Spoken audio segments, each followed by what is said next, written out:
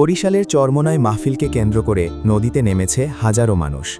ধর্মীয় বিশ্বাস আর অনুভূতি থেকে তীব্র গরম উপেক্ষা করেই মাহফিলে আসা মুসল্লিরা নদীর পানিতে গোসলে অংশ নিচ্ছেন। সকাল থেকেই মাহফিল সংলগ্ন নদীর ঘাটগুলোতে দেখা যায় মানুষের উপচে পড়া ভিড়। শিশু থেকে শুরু করে বয়স্ক সব বয়সী মানুষকেই নদীতে নামতে দেখা গেছে। অনেকের বিশ্বাস, মাহফিলে অংশ নেওয়ার আগে গোসলের মাধ্যমে পবিত্রতা অর্জন করা ধর্মীয় অনুভূতিরই একটি অংশ।